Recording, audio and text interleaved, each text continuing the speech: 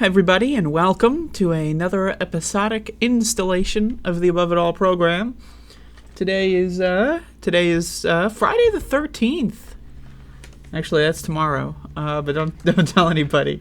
It's Friday the 13th. Once again, everybody. So, a little spooky time.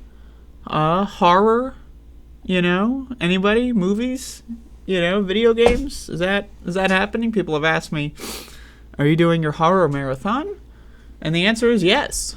I'm just not sharing it for now. And I may change my mind in the last week of October. But last year, I did a more than 1 month long,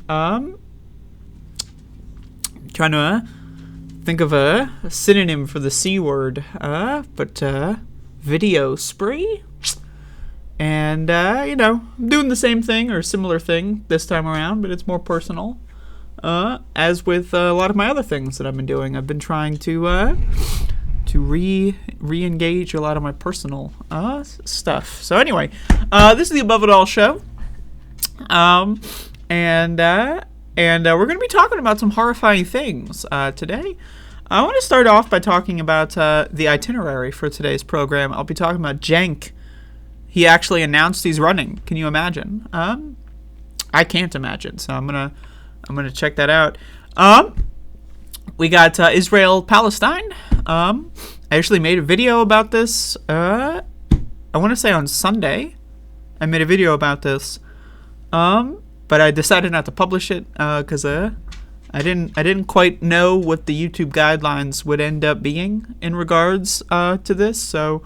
I'll be getting more into my opinions later. Hopefully I'll spice them down. But said a couple things in my video. I didn't feel like editing it, so I just decided I'd wait until Friday. Maybe a bad decision. Maybe I should have done it sooner. But, whatever. I don't want to get banned here.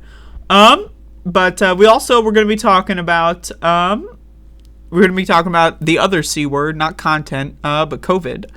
We're going to be talking about COVID today. On one of my previous shows, I forget which one because time is an illusion, I was talking about how, if you're a Majority Report fan, I'm curious, what your explanation is for the catastrophic, plummeting of all school-age children's test results, and not just the United States, but in multiple different countries. If you're a, Young Turks fan, how do you explain that? Because these shows, Leftist Mafia too, these shows that I know a lot of people in my audience watch are lying to you. They're telling you that COVID magically disappeared. It's okay. Come to our meetups. Come to our in-person live shows. Come to our conventions. You want to see us at VidCon. You want to see us at this con and that con. It's okay because COVID magically disappeared. And don't worry about all the kids' test scores plummeting. Don't worry about, the global IQ decreasing. Don't worry about any of that stuff. Come to my show, buy my book. That's what all the left-wing progressive news shows are doing. They're in full-blown religious magic is real mode. And we're going to be talking about COVID in this show because apparently I'm the only one in this ecosystem that does it. Apparently. I only know shows that my audience recommends and tells me about, so... I don't look for shows myself as much as I used to. So, but anyway, we're going to be talking about the real world, as unfortunate as that is for a lot of people that may or may not be watching me. And little allergy season for me, so I'm a little snotty. I hope it's not what we're thinking, but I'm pretty sure it's the allergies because I don't leave my house. But anyway, let's talk about fucking Israel. Let's just do this one first. Okay? So, I just want to start off by delivering my biases. What are my biases? Do I have biases? Is it possible to be biased? I don't know. But I'm going to deliver my biases on Israel. So you may consider me a biased source of information, but everyone's biased. And if people are telling you they're unbiased, they're lying to you. So my opinion is Israel, generally speaking, is a more morally evil actor than Nazi Germany in the 1930s and 40s. That's my hot take. You may consider me a little crazy. It's possible. And I'd like to explain why. So, Israel has been waging a genocide against the Palestinian people for decades, a century, nearly, very close to a century. I think it's about 75 years.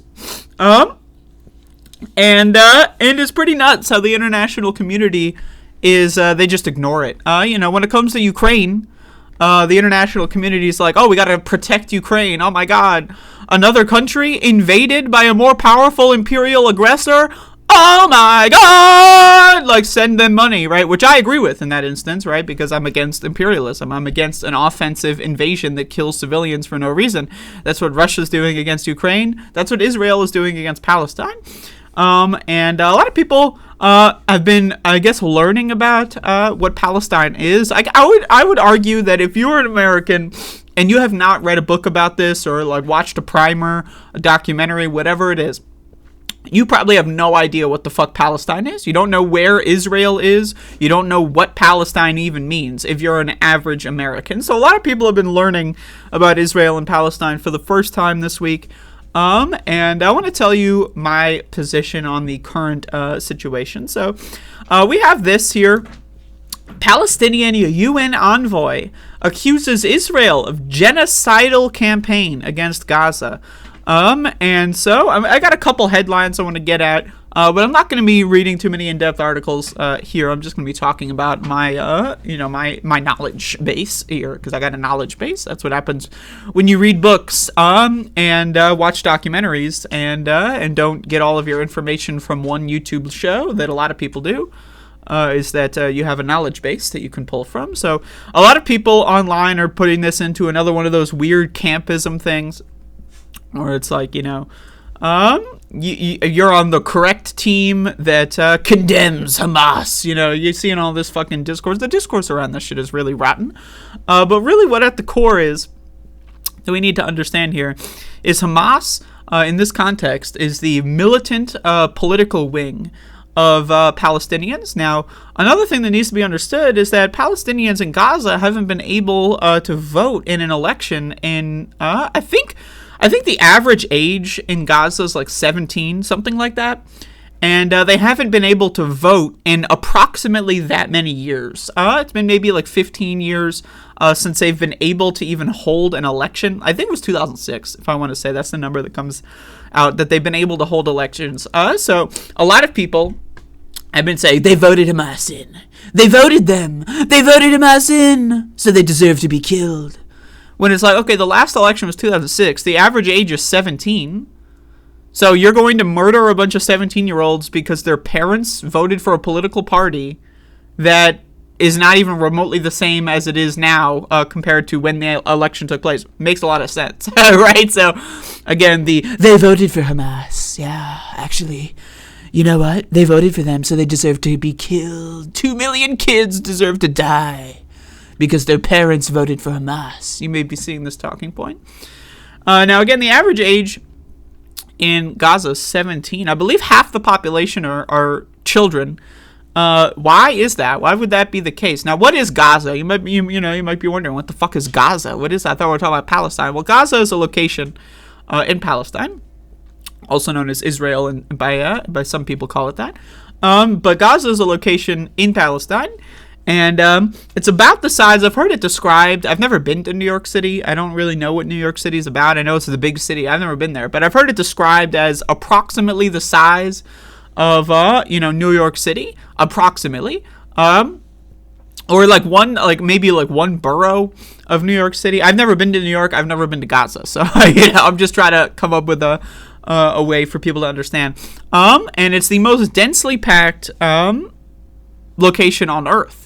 It's got 2.5 million people in a location that's a fraction of the size of New York City. I don't know the exact mileage. I want to say it's like a couple miles by like 20 maybe. I mean, again, I could have these facts here, but that's not as important as the fact that why are half of Gazans kids? Well, that's because, again, I mentioned that the last election they were able to have was in 2006. What happened in 2006? Oh, right, Israel committed a genocide again, and, the fifth genocide. And we're going to be getting into the legacy of Israel is, again, the Holocaust, one of, if not the worst things in the history of the world that humans have ever done. And what did the survivors of the Holocaust do? They decided to do their own Holocaust on Palestinians. Whoa, right? I mean, hey, that's not how if I were a survivor of a concentration camp, I would not be like, all right, well, that was cool, learned a lot of lessons, now let's go do that to brown people. Again, I'm just saying, like, if I were in a concentration camp, I survived, I would try to spend the rest of my life never forgetting what happened, and then also preventing that from ever happening again. Some Jewish people decided, let's go to Israel and do the same thing to Palestinians. So that's basically what's been going on. Is every couple years, they go in there, they kill a bunch of kids, they massacre a bunch of babies, they destroy a bunch of apartment complexes. You have Netanyahu going on Twitter to advertise the fact that he just killed thousands of kids in a residential area. Maybe not thousands, maybe hundreds. I do know that the total number of children who have been killed in Palestine, children, we're not, again, half the people that live there are children, right? So, I mean, if you're going to be blowing up hospitals, which is what Netanyahu likes to do, likes to blow up hospitals, he's Adolf Hitler 3.0. You might be wondering, where's 2.0? That's how good he is. I mean, he's Adolf Hitler 3.0. Adolf Hitler was doing a Holocaust. Everyone was like, bro, you can't be doing a Holocaust right now. Like, that's crazy. That's, like, against human rights and stuff. Israel's doing, like, multiple Holocausts, and everyone's like, I stand with Israel. Like, imagine, right? This is, like, the situation. Imagine, it's 1941, right? And, like, fucking, whoa, concentration camps. Everyone's finding out about concentration camps. And then everyone in America is like, whoa, they're killing all the Jewish people. I stand with Germany. That's essentially what's happening in this instance. Israel is murdering, committing a genocide against a bunch of Palestinians. And then the international community is like, I stand with Israel. What the fuck? Crazy ass shit. If you ask me. So, again, why are we in this mess? What happened? Well, if you're 7 years old or emotionally or intellectually 7 years old, you might be thinking, oh, well, Hamas killed a bunch of people in Israel. Because, again, history started whenever you first heard about something. That's how most people are. I want people to understand human psychology a little bit here. The first thing someone hears, like, that is fact. Like, if you hear something about apples, you don't know what apples are, you're like 3, 4 years old, whatever, your parents introduce you to apples, and they say, apples, most of them are red, but that's, you ever hear this conspiracy, but that's just because they put red paint on the apples at the factory. You ever heard, this is like a QAnon Facebook group conspiracy, right? You're 3 years old, your parents are the only, like, perspective of, like, the world, that, like, you don't have the ability to make any objective measurements of the world. If your parents are saying apples are coated with red paint, but don't worry, it's healthy red paint, whatever, I mean, you're going to believe that, right? That's just one random example. People are most likely to believe the first thing that they hear about something. It takes way more. You might have heard the classic phrase, a lie travels around the world, whatever the fuck. But, like, right, so the first thing, history starts. Ground zero for history for a lot of people discussing Israel-Palestine right now in the media is, Hamas killed a bunch of Israelis at, like, a party or something. And so Hamas is Palestinians. So Hamas killed a bunch of kids, ostensibly, right? That's what the Israeli government is saying. Now, has there been proof of that? I haven't seen any videos. I have seen videos of Gazan apartment complexes being destroyed. Where did I see those videos? On Netanyahu's Twitter account. He's tweeting about killing kids and, like, bragging about it, and everyone's, like, saying, I stand with Israel, right? But yes, it is possible that Hamas committed war crimes, atrocities. Now, again, what is Hamas? Hamas is the militant wing of a Palestinian political movement. Again, they haven't been able to have elections since 2006, right? So a lot has happened since 2006, such as Gaza's been turned into an open-air prison. You may have heard this term floating around, an open-air prison. What does that mean? I mean, what is an open-air prison? I mean, aren't most prisons that have, like, a yard an open-air prison, right? Well, an open-air prison, essentially it means that you are not allowed to leave Gaza. There are people, half the population, actually, even in Gaza, that have never stepped foot outside of Gaza. Imagine you lived your entire life in, like, one borough of New York City, and you weren't allowed to cross any bridges. You weren't allowed. It's like Escape from New York. You ever see that fucking movie? It's a pretty decent movie. All right. That's essentially what's going on in Gaza. Israel controls the border. They do not let anyone leave the border. There is a passage through Egypt, but Israel controls a lot of that too. So essentially, they're trapped in there unless they can amass a shitload of money, which, let's say you can't. Why? Because the unemployment rate is 56% in Gaza. Why? Because there's no fucking jobs anywhere. Why? Because, I don't know, Israel's fucking putting a lot of pressure on their economy, right? They're not letting people in Palestine actually amass any sort of amount of personal wealth or safety in any kind, right? So I got another thing I want to show up here on the screen while we transition into the next talking point here.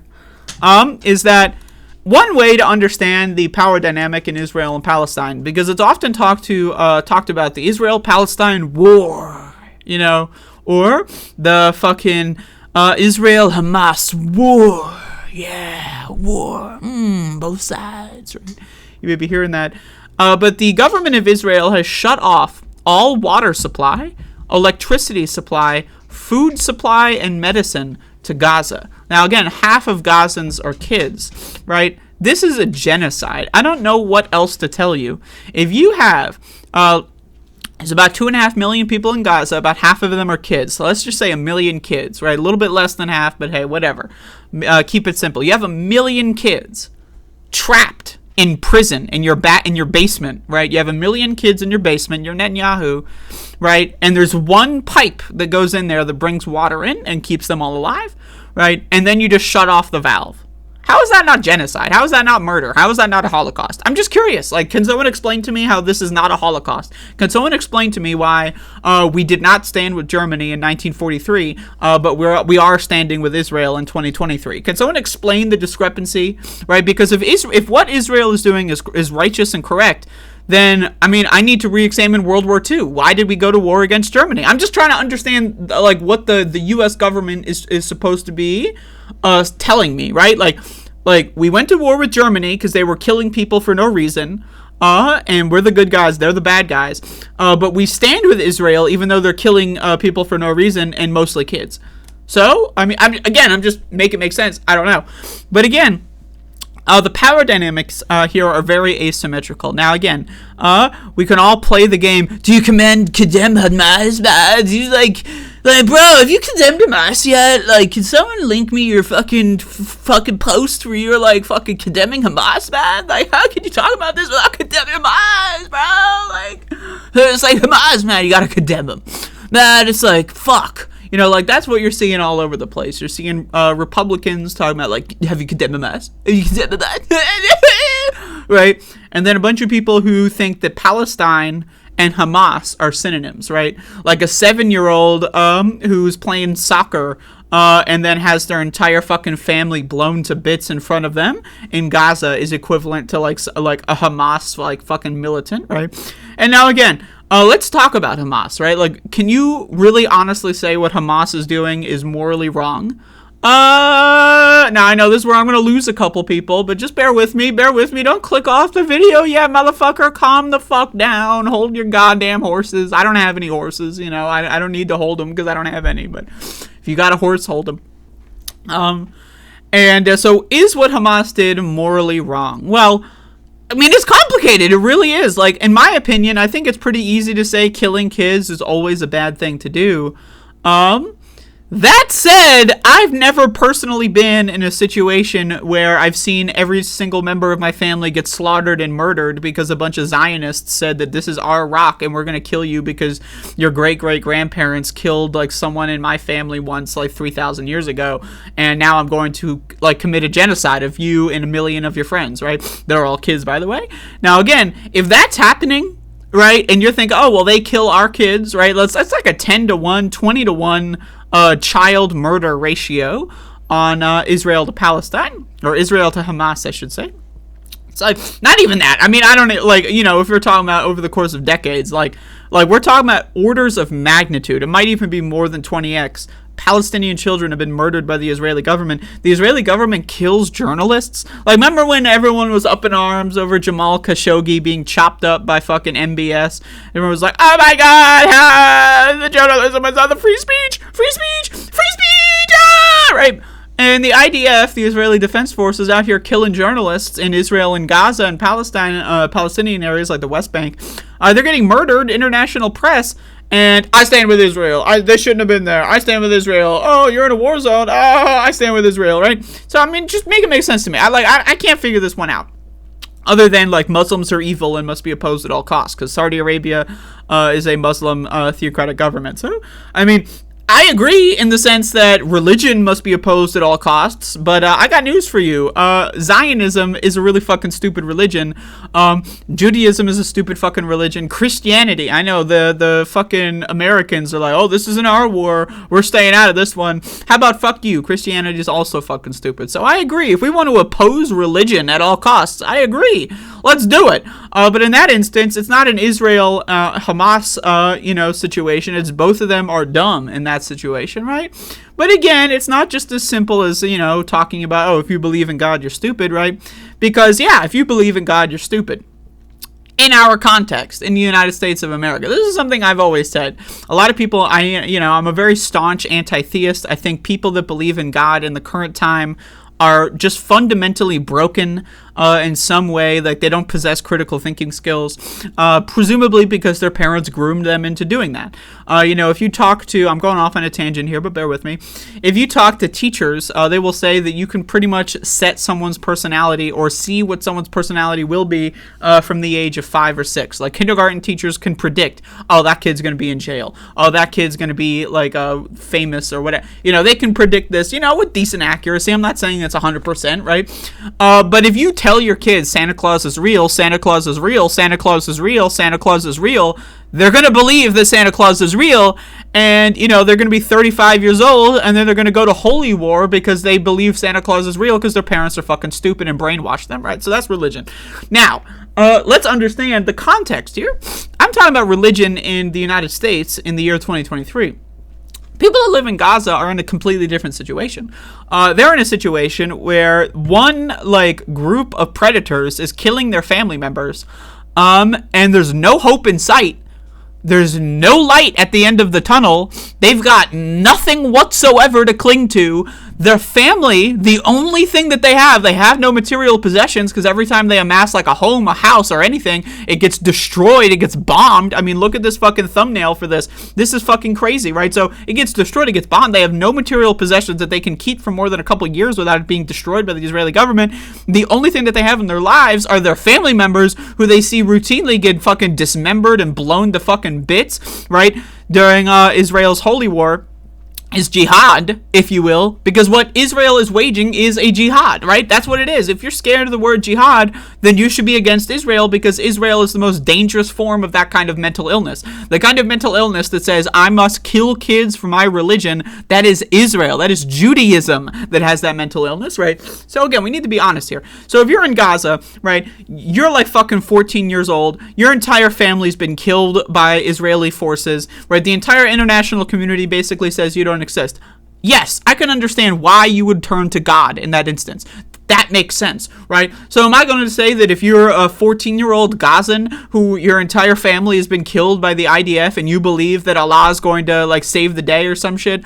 That makes total fucking sense to me. Why? Look at the material conditions. Now, if you're a fucking, kid who grew up in fucking goddamn, Virginia or some shit, and you believe in God, right? You're fucking dumb, because you're growing up in a position where, you don't have any fucking desperate need to believe in God. Let's be honest. You have access to infinite amounts of knowledge and wisdom. You have the time and the energy to, research and see, oh, God's obviously not real. It takes, reading 1, maybe 2 books if you're really slow to learn that God's completely made up, right? So, but again, if you're living in an active war zone your entire life, you don't have that privilege. So I just want to be very clear because a lot of people accuse me of being anti-religion, so I have to clarify my position. I am anti-religion. I think religion is the biggest problem in the world as it is today. Religion is the root of all evil, in my opinion, as it constitutes current modern day political dynamics. If you got rid of religion, I feel like a lot of things would be better. That's a subject for another time. So, you're in Gaza, right? Your entire family's been fucking murdered. The only thing that you can cling to is belief that Allah will save you, and all you have to do is fight back against Israel. So that's what Hamas is doing. Oh, you kill our kids? How about we kill your kids? Eye for an eye, right? Theoretically, that's the reasoning there. So back to the question, is it moral what Hamas is doing? Well, we have to ask ourselves, why is Hamas killing kids? Ostensibly killing kids. That's what the Israeli government is telling us, right? Just throwing that out there. Why would they do that? Oh, it's probably because the Israeli government has committed a genocide against their entire people for 75 years and massacred, thousands and thousands and thousands and thousands of children, dismembered thousands and thousands and thousands of children throughout decades. That's probably why. I mean, like, I'm just like, again, if I am like fucking 22 years old and I'm like the town elder, right? I'm like the wise old man at the ripe age of 22 because everyone keeps dying. No one can live that long. The average age is 17. So I'm like 22 years old. I'm the oldest person in the fucking town, right? I'm the wisest. I've seen everyone die. I would understand why someone would want to become radicalized and then go get revenge against the Israeli government. It makes fucking sense. Now, am I saying it's right? No, killing kids is not right. But guess who started killing kids? The government of Israel. Guess who has funding from the United States? The government of Israel, right? So again, if we're going to talk about killing kids, yes, is it bad when Hamas kills kids? Absolutely, they shouldn't be killing kids. But ask yourself, why would they come up with this idea? What would lead somebody to coming up with the idea, let's murder a child? Because if you can't answer that question, then how the fuck are you standing with Israel? Israel has killed orders of magnitude way more kids. I don't have the numbers on me, but you can look it up. Orders of magnitude more kids than Hamas has killed. So if you're clutching your pearls about Hamas killing children and you're standing with Israel, I mean, I have to ask you, what brand of dumb juice are you drinking? Like, are you fucking stupid? Or, like, do you have a disease in your brain? Like, how many times did you catch COVID? We know COVID reduces your IQ. We know that COVID destroys your brain. 16-year-old got COVID, got diagnosed with early onset dementia. So I ask you, if you're standing with Israel because you think Hamas killed kids and that makes them morally reprehensible, how many times did you catch COVID? Like 10 times, 30 times? Like, what fucking produced such a stupid fucking thing to say, other than the fact that you're uneducated and the first thing you heard is Hamas killed kids, and so now you think Hamas is uniquely evil, even though Israel has killed way more kids than Hamas has ever done, right? So again, that's what's going on.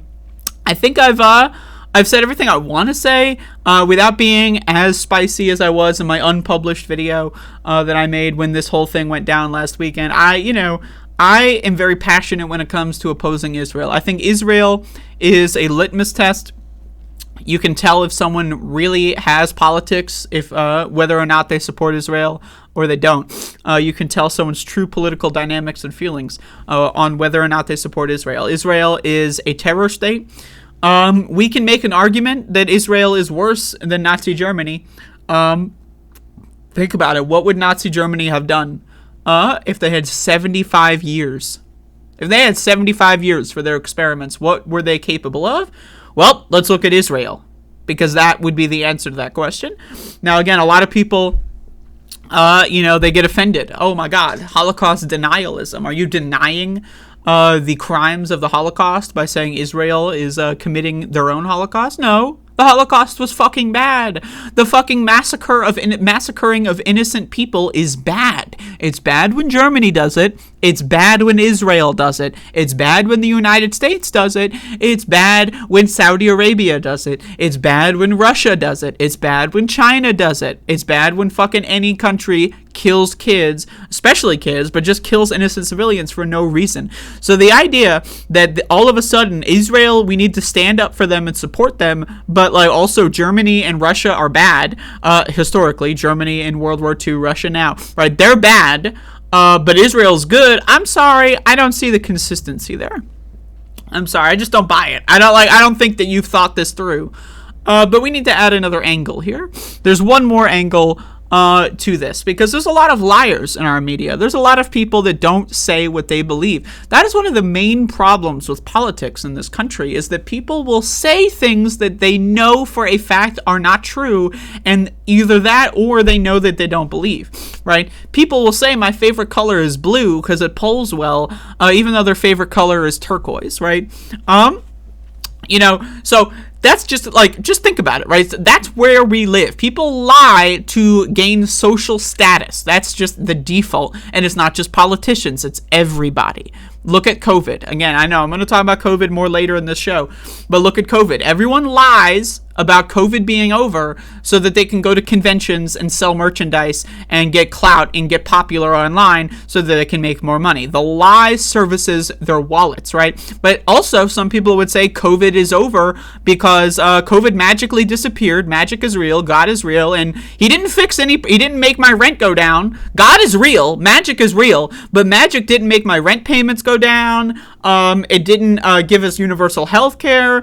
Magic didn't solve climate change, but what it did do is it made a virus disappear out of thin air, right? If you believe that, it's probably because, you want to be able to go to Applebee's and, have fun for the next couple of years until you're ending up bedridden, right? So people lie to themselves and people lie to other people for status, right?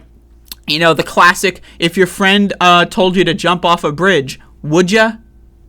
Because that's what we're doing with COVID, but again, more on that later. So again, we have to deal with people who lie, who don't tell you the truth, right? And so that's what puts us in this weird-ass bind, where you see people like Zelensky. The leader of Ukraine, standing up for Israel? What? Why would he position himself in favor of Israel? Israel, in this instance, is Russia. The allegory, right? Like, it would be like if fucking Zelensky said, I stand with Russia's invasion of Ukraine. Like, what the fuck? That doesn't make any sense. But think about it from Zelensky's position. He is unable... Now, let's assume Zelensky has a decent opinion. A real opinion? Let's assume that. Probably not the case, right? Because he's a world leader. In order to become a world leader, you need to be some level of deluded to even get in that position. But let's just assume. Let's assume that Zelensky has the based take of Free Palestine. Let's assume that, right?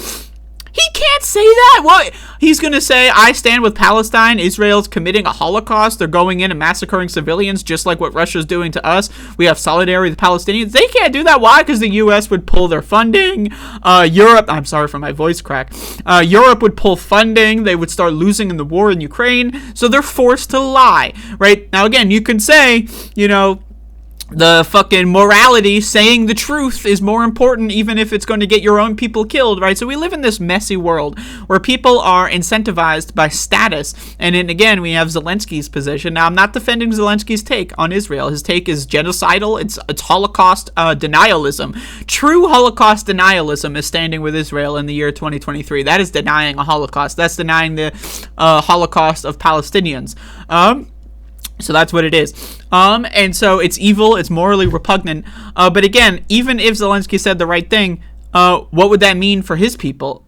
They would probably lose the war immediately because a bunch of funding would be pulled out of the Ukrainian war from Western powers, right? So again, we live in this kind of world where a lot of people in the media that shape the conversation, news actors, that keep their jobs because they walk a certain line, they're lying on purpose for status.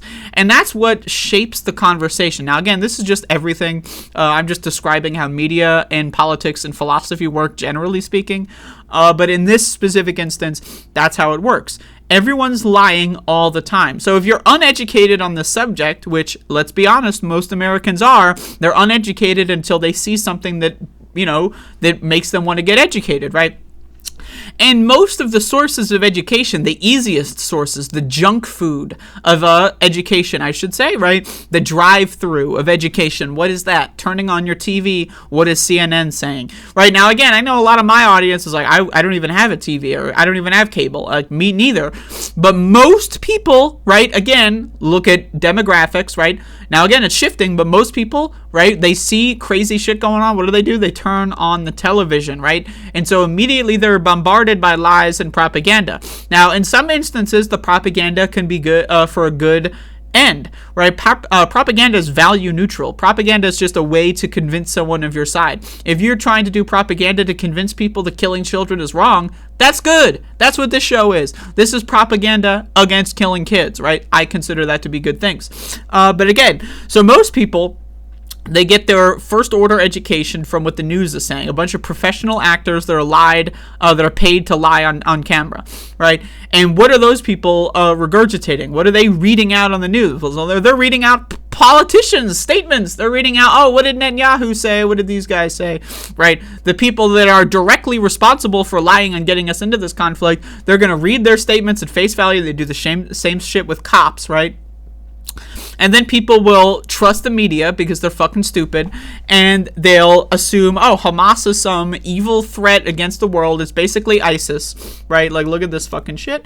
Blinken, Secretary of State, pledges U.S. will never falter from supporting Israel as he likens Hamas crimes to ISIS. Now, again, Hamas's crimes that we're talking about is them killing kids. Well, if that's the crime, if Hamas needs to be dealt with because they're killing kids, well, what about Israel, who has killed orders of magnitude 20, 30x amount of kids? That's just my guess. I mean, you can look up the numbers. They're probably worse than 30x. If I were to be honest with you, they're probably worse than 30x. But again, because of the power dynamic, Israel has the ability to lock down Gaza's entire fucking border, right? Does Gaza have the ability to lock down Israel's border? No, right? So again, power dynamics are important here. But imagine if like the fucking Secretary of War, because that's what it was called back then, in like 1941, I forget who the Secretary of War was, but imagine if that guy was like, you know what, I pledge we will never falter from our support of Germany. Like, we went to the Olympics, the Berlin Olympics. Remember that shit? Yeah, the Nazi Olympics. I mean, that's a crazy-ass moment in human history. We actually had Nazi Olympics. The entire world went to Nazi Germany and said, this is awesome. Except for a couple of people who their careers were ruined. You might not know this history. You might not even know that there was Nazi Olympics. So, there were Nazi Olympics, and there were people that boycotted the Nazi Olympics because they're like, are you seeing what's going on? How they're treating Jewish people in Nazi Germany? That is fucking crazy. Even though I'm an Olympic athlete, I refuse to attend. And guess what happened? Their careers were destroyed. They lost everything. They lost everything. They lost fucking everything. Their careers were destroyed. They were internationally mocked. Their colleagues basically shunned them. Why? Because they said, the Nazis treating Jewish people like shit. I don't want to be there. I don't want to be anywhere involved with that. Right? And then guess what happened? We went to war with them less than 10 years later, right? So, pretty interesting stuff there. But did those people get vindicated? I mean, maybe in a little bit, but did they get their career back? Did they get the lost decade back when they were at their Olympic prime, their athletic prime, and they were able to do? No, they didn't. They just had to deal with being right and then watching the horrors take place and the international community say, I stand with Germany in the 1930s. Germany is our friend. They're our partner. Sure, they hate Jewish people and they're killing Jewish people, but that's great because Germany is great. Make Germany great again, right? That's what this is. This is fucking crazy. I stand with Israel. Like, what the fuck is this shit? U.S. will never falter from the support of Israel? Are you fucking insane? That is some neo-Nazi shit. Now, again, I know. You know, oh, you're calling Joe Biden's administration neo-Nazi? Yes! Look at what they did with COVID. Look at the eugenics that they did with COVID. I mean, how is that not neo-Nazi behavior? Now they're standing with the largest state-sponsored terrorist in the entire world. I don't know, man. That's pretty fucking crazy. Israel is a terror state. Israel is a rogue state. It is a terroristic state that they are fueled by a holy war in their head. They're fueled by jihad. That's what Israel is. They're a jihadist terror state. And again, they've been not even just killing kids, but just think about it. What's worse? Think about it. I'm just curious. Like, I mean, let's talk about the moral trolley problem. Think about this for a moment. What is worse? Keeping 1.3 million kids in prison. They have committed no crime. They have done nothing criminal. They were just born in prison and they're in prison.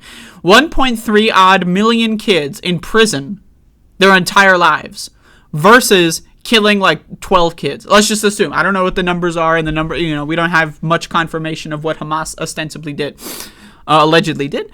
I guess both of those words kind of work. But anyway, what's worse? I'm just like, I don't know. It's hard to say, right? Millions of kids who committed no crime in an open air prison for their entire lives, where you force them to watch their family get massacred and blown up by repeated bombings, or killing a couple kids at a music festival. I'm just like, now again, I'm not trying to defend Hamas.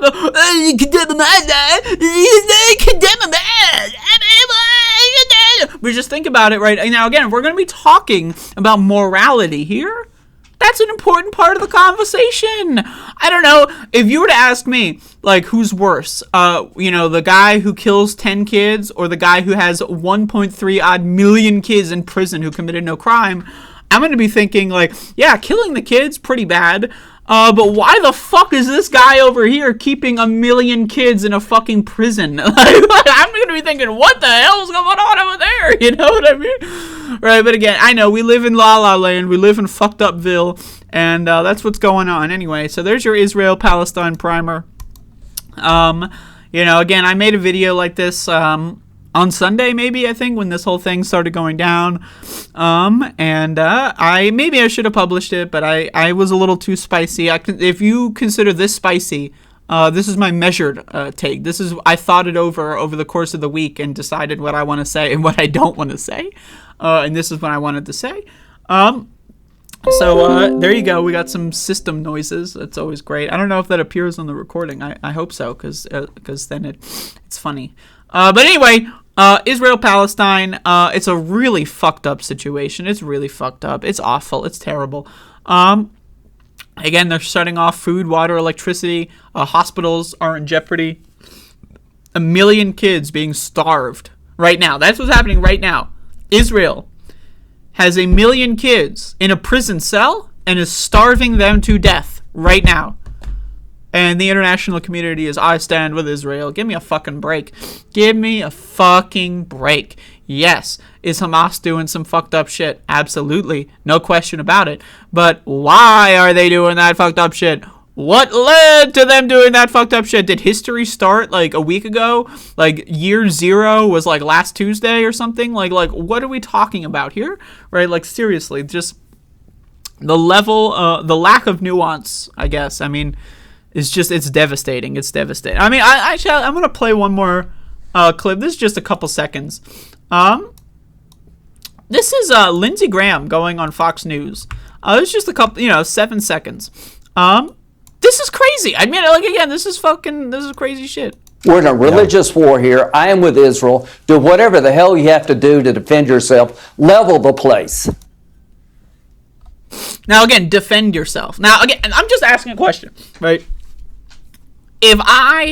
Let's just hypothetical, okay?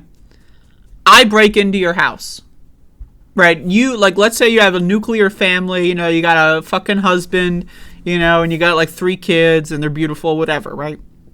And I break into your house, right? And I kill your husband. In fact, not even, I just, brutally, right? And then all 3 of your kids, right? And then, you ever see that, what is that movie with the fucking, it's like John Wick, but it's like a female protagonist and she's getting revenge for like her dead family or something. It's a movie I saw. Anyway, then you go out and get revenge on me, right? Let's say you that's like an anime and you have like some training montage and then like you find me and then you confront me and kill me, right? I'm the killer. I killed your entire family and then you killed me. Right? And then Lindsey Graham goes on television and says, well, you killed somebody, so we're going to destroy your entire bloodline. Like your extended family. Like Lindsey Graham's going on TV. Your first cousins, they're going to die. Right? Like, how fucking crazy is that? Like, again, Israel is murdering. They keep 1 million plus kids in a fucking prison, and they're murdering thousands and thousands and thousands of innocent civilians. And Lindsey Graham is like, well, they got to defend themselves. They got to defend themselves. Right? Israel, the country with a fucking iron dome. Does Gaza have an iron dome? Like, no, Israel's got an iron dome. So this is what we're talking about. This is the discourse being set by the right wing in the United States. Full-scale genocide. They want to completely eradicate entire groups of people. Ethnic cleansing is what is on the table here, and Israel is actually doing it. They are committing a genocide. They're going through ethnic cleansing. Israel is a neo-Nazi government. It is not even just apartheid, really. I mean, it's slavery, almost. The conditions that these people are forced into. The lack of freedom of movement. They can't leave Gaza, right? They can't do anything, without special permission from the fucking slave master, right? This is some crazy ass fucking shit that we're talking about. And the world is upside down. But again, there you go. Israel, Palestine. It's not good. I mean, this whole thing is going to get really, really bad. Really, really bad. So Cenk Uygur is running for president, apparently. I want to start this clip off by saying 14th Amendment, Section 3. 14th Amendment, Section 3, forgot the number up there, clearly says, if you engage in an insurrection or give aid and comfort to someone engaging in an insurrection, you are banned from ever running for office. Banned. Unless a 2/3 majority in the House and Senate acquit you of your crime. So the automatic is you are banned. You have to have 2/3 say the ban is nullified.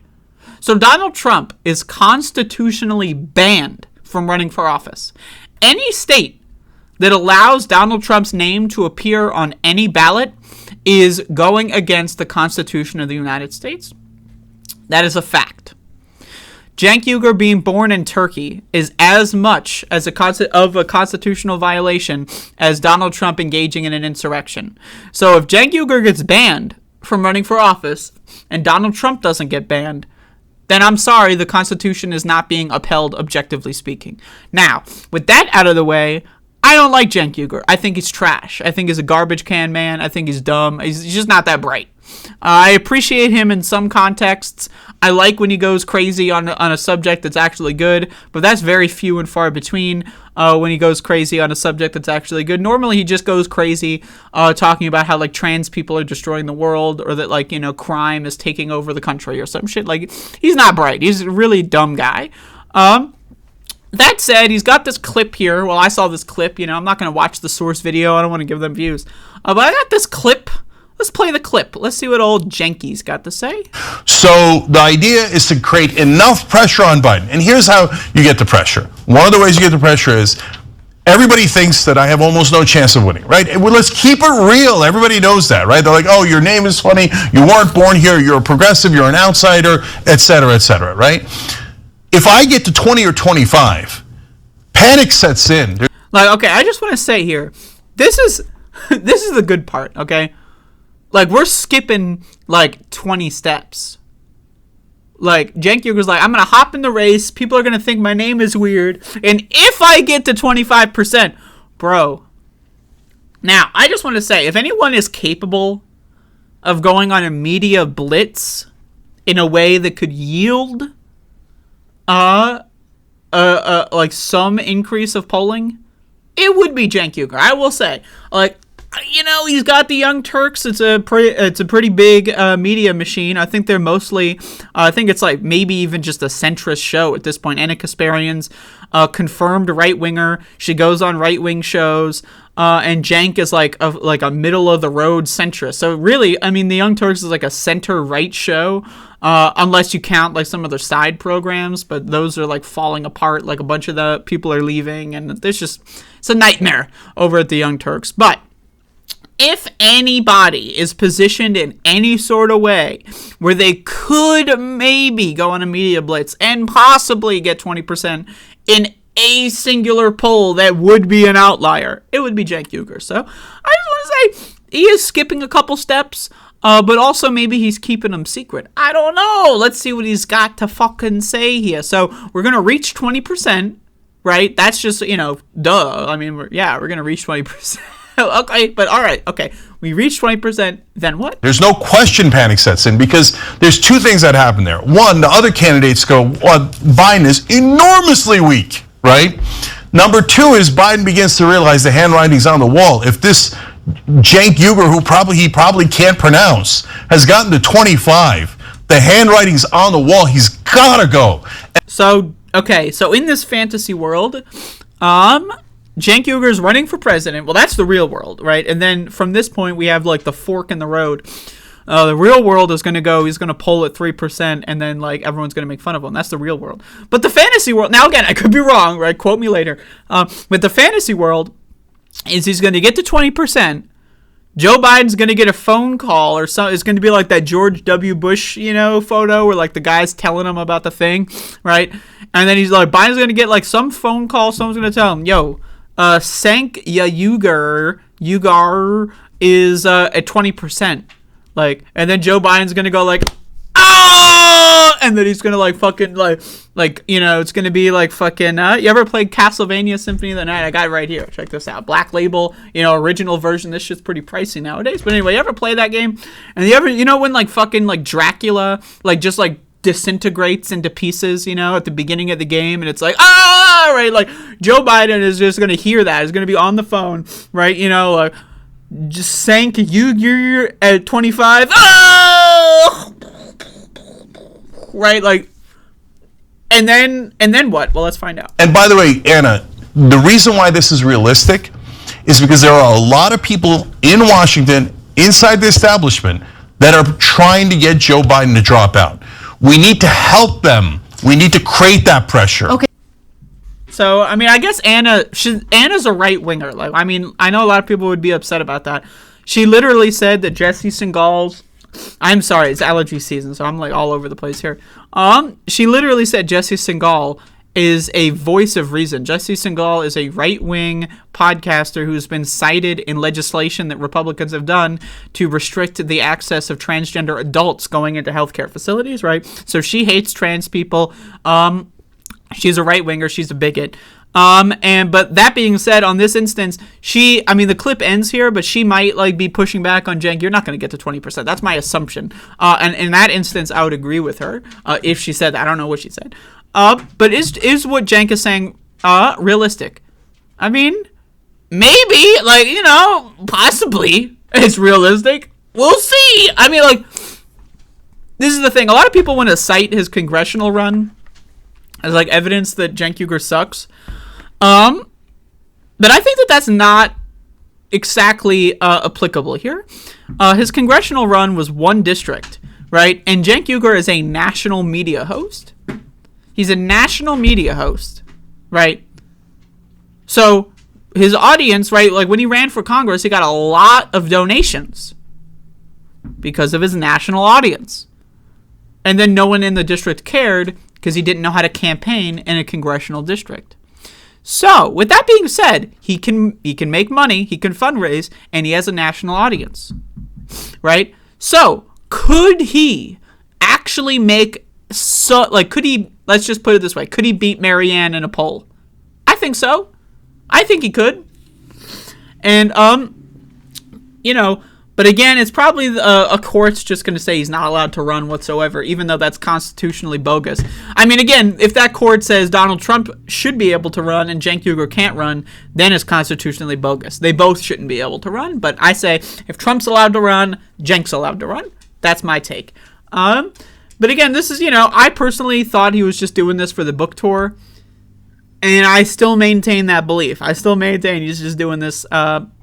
He wants to feel like he's doing something without actually really doing anything. Like, he wants to feel like he's helping stop Donald Trump without actually fighting fascism in any real substantial way. That's like what this is, essentially. This is like a legacy piece. Same thing with Cornel West. He's just going, both of these guys, they want to be sitting in a rocking chair in like 30 years from now or 20 years from now going like, yeah, when I was running for president. And then, like, the people they're talking to don't really know the context, so they're going to go like, whoa, you were running for, whoa, right? And then they're going to go like, yeah, you know, when I was running for president, you know, and this and that. That's what they're doing this for. They're doing this for so that they can say later in their lives, yeah, all right, they might put in their Twitter bio, presidential candidate. Like, remember Andrew Yang does that shit. He's like, yeah, I'm a presidential candidate. Right? So, again, this is a bunch of bullshit, but it is funny. And that's important, that it is funny. And so, it is funny. That's all I got. All right, everybody. We're going to be talking about COVID today. Took a little intermission between the last segment and this segment, and I consumed something, so I apologize if I turned into a rambling mess by the end of this one.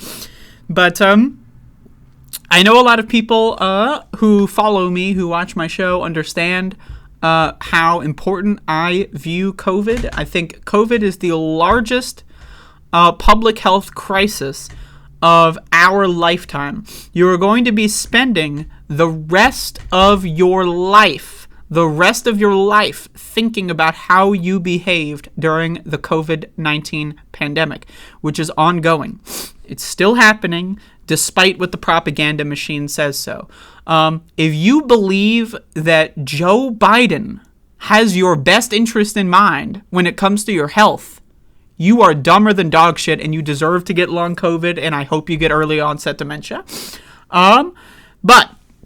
And I apologize, it's allergy season. I'm a little sneezy. So, you may think I have COVID. I don't leave the house. It's possible I have it, but also it is allergy season. So, just bear with me here. So, the goddamn season's changing in October. It was supposed to change a month ago, but hey, yeah, climate crisis. What are you going to do? But I got 2 articles here, and I want to go through them. I want to start with the headlines. ACT test scores decline for 6th straight year, which officials say indicates U.S. students aren't ready for college work. That's out of the U.S. Thousands of COVID generation under 5s excluded from schools in England. Nearly half of children in some areas arrive unable to talk and still not potty trained as lockdown legacy takes its toll. Now, I have a question. What the fuck does this mean? Isn't the lockdown conspiracy theory, right? Now, again, in the United States, we never had a lockdown that's completely made up. In England, I know they had some, I don't live there, so I know they had some shutdown stuff, so I'm not exactly too familiar. But, isn't the whole tenet of the conspiracy theory behind lockdowns destroyed American kids that, it's the kids who, were 7 when the pandemic started, and then they went to they skipped a year of school or something, and then they're 8 going isn't that the idea? How would a lockdown, right, affect a 3-year-old? They're at home anyway. I'm just can you explain to me how lockdowns affect the way 3-year-olds are capable of speaking? I don't get it. I don't understand. The conspiracies that are behind the COVID is over thing, right? The conspiracy theory networks here that are being formed, the frameworks of conspiratorial thinking that COVID magically disappeared, right? And so COVID has nothing to do with this. It's the lockdowns, even though that doesn't make any fucking sense whatsoever. So let's start with this article, because this one I know is going to be the dumber of the two, I think. Pretty sure it's going to be the dumber of the two. But again, the obvious elephant in the room here is COVID destroys your fucking brain. I know I sound like a fucking crazy person, but 100%, and trust me, I have read almost, if not every study that's been done on COVID over the last couple of years. Now, I have not seen, just to be ultimately clear, I have not seen a single article. So, 100% of studies and articles that I have seen have said that COVID causes brain damage. I have yet to see any scientific paper that opposes that. Every scientific paper that I have ever seen says COVID destroys your brain. So, I take that as a fact, right? So, if COVID destroys your brain, and your brain is developing, you're 3, right? Your brain's fucking growing inside of you, right?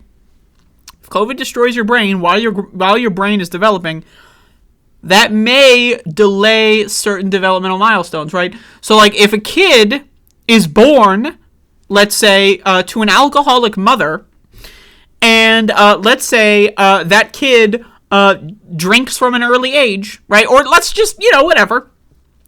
There are some people that I've met that, you ask them, they started drinking when they were 7 years old or whatever. They would just go steal it from the liquor cabinet. That happens, right? So you're 7, you start drinking alcohol on a routine basis.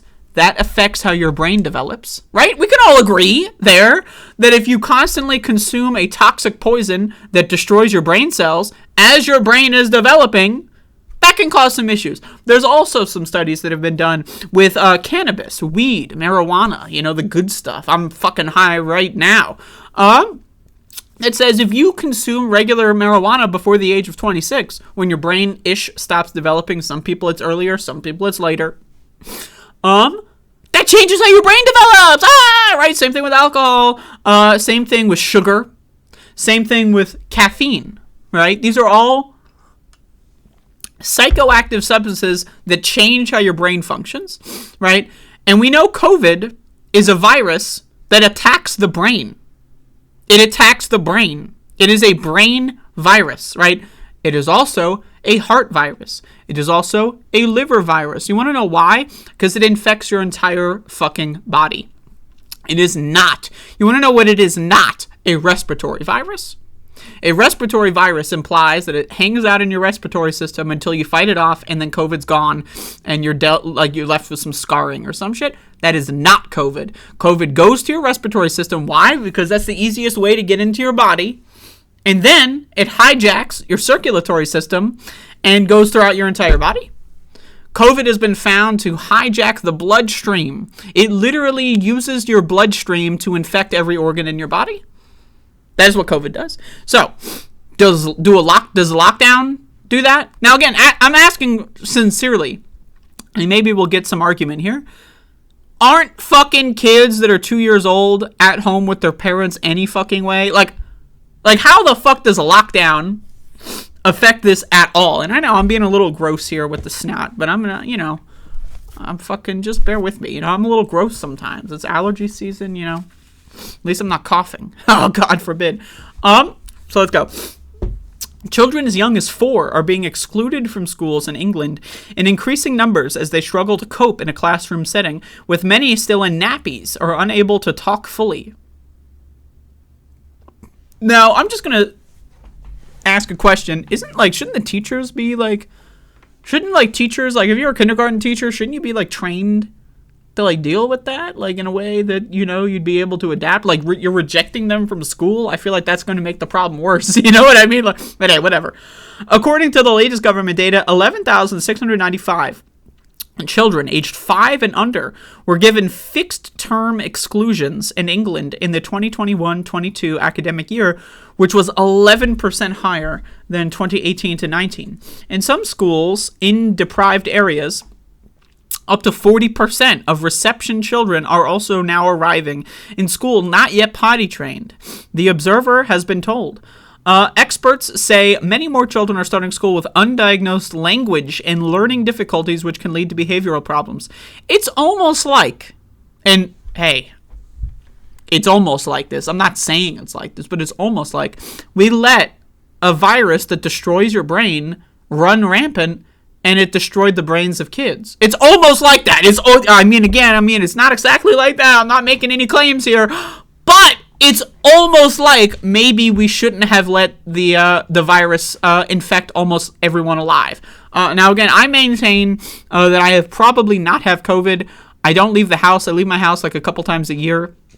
And now it's possible I've been infected and I've been asymptomatic. It's possible I'm infected right now, and I'm thinking it's the allergies. I don't think so. I haven't left the house in a while. But I just want to say, the idea, I'm a hypochondriac. I'll be honest, right? I've said this before. When I was a kid, I was sick for most of my childhood. From age, fucking literally as young as I can remember, 4 or 5, I don't know. All the way until I was 14. I had a very severe illness, and it was I honestly don't know what it was, because the doctors were so horrible, and they never really told me anything, and my mom never told me anything about it. But it was a full body disease. I know the symptoms. It was a full body disease where every couple days, or I would say once a week, for maybe a 12 to upwards of 72-hour period, I would just not be able to move, and I would throw up frequently. I would possibly, and this is what happened in my childhood. I would accidentally leak in certain body parts, and things, I didn't have any control in those regions. And that would happen maybe about once a week for maybe, I remember one time being bedridden for a couple weeks. And I would go to doctors routinely, right? And they would just do the same thing, come back in a week, and if it doesn't get any better, the same doctor, it was they were cashing in on the co-pays and the insurance payments of my mother's insurance, right? I'm sure they were. doing not solving the problem, not really even wanting to solve the problem, just giving me like a fucking like a little medicine drink that I would drink, and it wouldn't really help anything, and then they would cash in even more. But eventually, when I was a teenager, after about 10 years, maybe even longer, of suffering with this illness, we found a specialist, and the specialist was like, fuck, we just figured this out. We're going to do an operation. I had a surgery. And then after that, we're going to have like a little bit of a plan to make sure that, the same thing doesn't pop up. Now, to be honest with you, I don't know all the details.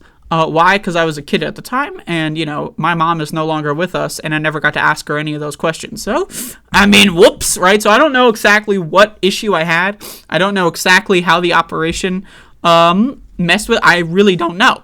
It could be like there was some sort of issue with, like my digestive system, it would cause me to throw up and to shit uncontrollably. That's possible. And then they went in there and fixed it. Like maybe I don't know, my intestines were tied up. I have no idea. To be honest with you, I could, and it's probably possible for me to call up a fucking medical record institution, but I just haven't done that. It doesn't matter to me. I've been, well for a while now. And why am I talking about this in the middle of a COVID segment? Because I know very deeply, this is how my fucking body, this is how my nervous system was trained, right?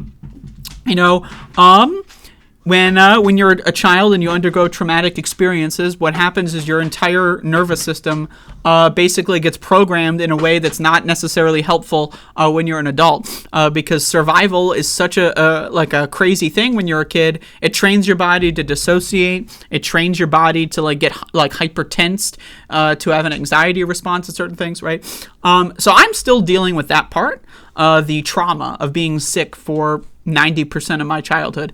I didn't have a childhood, essentially. I never had friends. I couldn't go over people's houses because I was embarrassed. What if my disease were to act up and I just throw up all over the floor when we're playing fucking Spyro or something? So I didn't have, right? So I'm very familiar with what being sick for an extended period of time is like. We're not talking about you got a cold and you're out for a week and then you're back to normal. That is not what COVID is.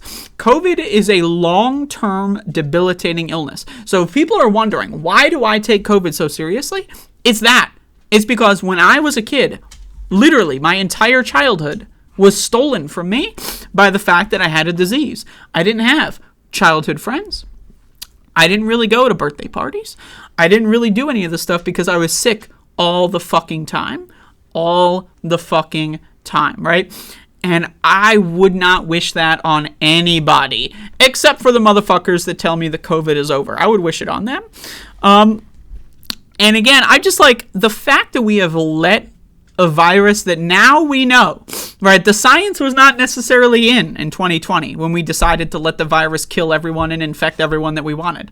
But the data's in, and we know that COVID is going to basically create an entire new disease apartheid, globally speaking, and it's already happening. If you look closely online and bears in the stats, disability rates are at an all-time high in all of these countries. But if you look online, there are lots of long COVID communities that are forming. And what are they forming around? They're forming around the idea that back to normal stole their lives. They were told, Joe Biden told them, take your mask off. They did. They got sick, and now they haven't been able to get out of bed for 6 months, right? And that's happening. And it affects people differently, right? Now, again, I've said this before, but are you familiar with the concept of cancer screenings? Right? What is a cancer screening? It is you have cancer and you have no idea because it's still new and it's a new tumor or it's still growing and it hasn't actually caused any bleeding or anything. And then you find, you got stage 1 cancer. Maybe they don't even need to operate. Maybe you can just do one low dose chemo and then it's gone forever and you're good. That's what a cancer screening is. So most people who have long COVID, they don't even know they have long COVID. Why? Because there's no testing for it. We don't know how to fucking test for this shit. There was one study that's showing that we do have we're starting to understand some biological markers to be able to more readily test for COVID, post-acute COVID disorder, right? So that's a thing, right? And so again, if you have lung cancer, for example, are you going to notice, my breathing is getting worse? Are you really going to notice that? Think about it over the long term. Do you really notice small incremental changes in your day-to-day, and you might just chalk it up. Oh, I'm getting old. Like, let's say you got your first COVID infection at 26, right? And let's say you're 30. Now you're 29, you're 30, right? And then your joints start getting fucked up because COVID causes inflammation and it can cause joint pain. Did you know that? COVID causes inflammation throughout your entire body. That's what myocarditis is. Do you know what myocarditis is? You've heard this a lot in anti-vaxxer conspiracy circles. Myocarditis is inflammation of the heart, but also that inflammation happens all throughout your body. It's particularly, a little concerning when it's, heavily impacting your heart. But also most cases of myocarditis go undiagnosed. Most cases of myocarditis also go untreated. Why? Because you don't need to treat them because inflammation happens for most people all across their body all the time. And with COVID, right, what is inflammation? Let's just talk about this. What is inflammation? It is immune response. Your body is doing something in the area.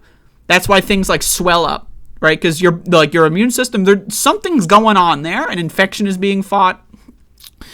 Something is going on, right? And so when you have inflammation all across your body for extended periods of time, that can lead to wear and tear, damage in the area. If you have a situation where, like, let's say you, like, to make it more visceral, your finger is swollen, right? Like, let's say this finger, right, is just like, it's like fucking 1.5x the size. And it stays like that for a year. That's going to do some fucking damage. It's going to do some damage. Maybe, let's say the swelling goes down. 3 years later, the swelling goes down. We find a way to actually cure COVID in some way. We can actually solve the viral persistence in the body. Because people, by the way, did you know that you can get infected with COVID and COVID is literally living inside of you still? There are people that got infected with COVID in 2020, became bedridden, right? They don't leave the house anymore. And as possible, they've been reinfected, going in and out of the hospitals because hospitals are eugenicist factories now. So it's possible they've gotten reinfected. But viral persistence, the virus staying alive in your body, has been detected for upwards of 640 days after the initial infection. So 640 days after being infected and the virus is still inside of you. That's called a parasitic relationship, right? That's called the virus is literally controlling your body and stealing your resources until you die. Right? And that's going to do long-lasting damage. But again, the pandemic's been going on actively, present tense, been going on for so long that people are aging. They're just aging, right? So I've seen this a lot. Oh, maybe I'm getting old. My back's a little, whatever. My joints are a little, I get out of breath a little bit more than I used to be, but I'm just getting old, like I'm 37 now, or I'm 45, or, I've heard this.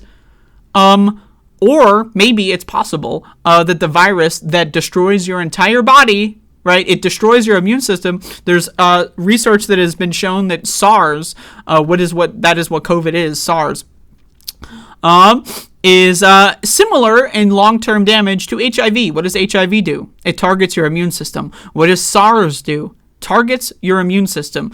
What happens when you have HIV for an extended period of time and it's untreated? You develop AIDS. What is AIDS? Your immune system really doesn't fucking work anymore, right? Now we're finding out that COVID can lead to AIDS. Right now, this is research that has been coming out of the last 6 months to a year that we're finding out it specifically destroys your immune system very similarly to HIV. So I have a question. If you're afraid of HIV because gay people are icky, why aren't you afraid of COVID? Is it because it's not just the thing that gay people get? Now, again, I know non-gay people get HIV, but the stigma around HIV began with it's associated with the gays, right? That's where the stigma came from, right? And I ask you this.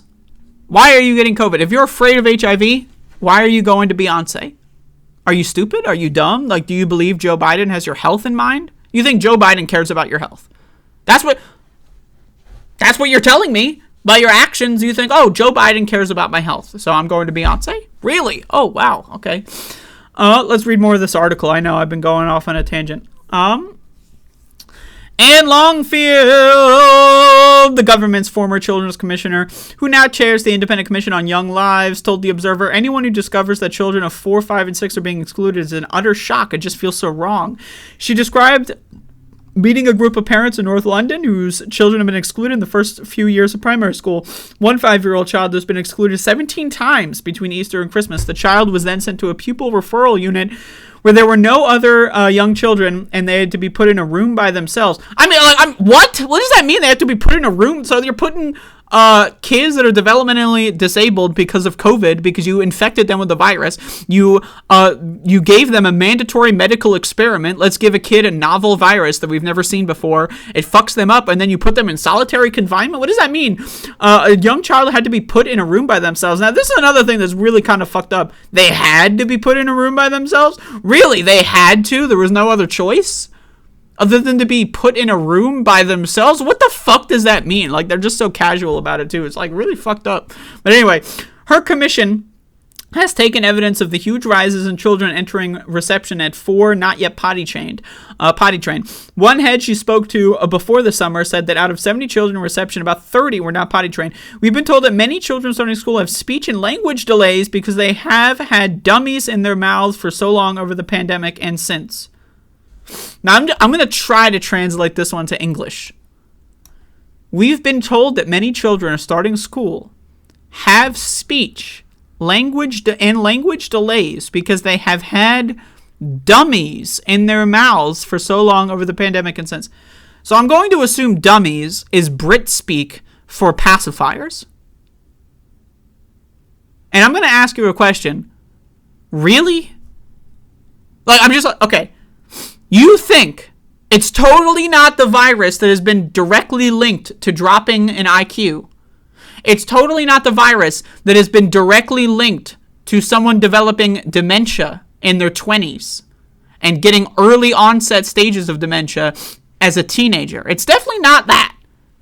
It's that, unbeknownst to anybody, there was like a global or at least regional wave of new parents giving 4-year-olds pacifiers. Like, there's like a TikTok trend where it's like, we're going to keep our kids in pacifiers until they're 4. That's what's causing it, apparently. Like, it's totally not the virus that destroys your brain, not even slightly. That's not even in the possibility. Is that there was some unknown trend that no one's ever heard of, and we have to figure this out post hoc, where someone was given a pacifier for too long? Now, when I tell you that we're living in La La Land, this is what the fuck I'm talking about. What? What? And this is like, oh, we're supposed to trust that this person cares about kids. They care about kids, yeah. They care about kids so much that they're throwing them in rooms by themselves and blaming some, like, weird underground trend instead of, I don't know, the virus that destroys their brains. Really. I mean, it's possible. It's possible. Oh, Jesus. Quote, these are children with very high needs and real difficulties dealing with social situations in school who aren't able to cope with change and can be very physically disruptive and dangerous to themselves and others. What does that even mean? Like, they're dangerous? What? They can't cope with change? Well, like, this is like, what is this person talking about? It's COVID. It's the virus. It's destroying people's brains, and no one, like, here's the thing. If you get COVID and you take it seriously, you can mitigate and or not have brain damage, theoretically, right? Like, if we had actual treatments and you got plenty of rest, you could definitely mitigate the damages. I don't know about, like, nullify completely. But again, there are, like, neuroregenerative supplements you can take, like lion's mane mushroom, right? It's possible. We don't really know. There haven't been trials on that specifically. But again, no one is doing that, right? We're all pretending that COVID is a cold because humans are fucking stupid, and they think that SARS is like the same thing as the flu, and the flu is also deadly as shit, by the way, but whatever, humans are fucking dumb, and we're not even acknowledging that this is a brain-destroying virus, even though 100% of the research says it's a brain-destroying virus, and we're pretending like they were sucking on fucking lollipops or some shit at the ripe old age of 5, and that's causing these severe developmental disabilities. That's what's causing it. Yeah, okay. I mean, Jesus fucking Christ, man. Anyway, I'm trying to, like, skim this to see if they're talking about causes.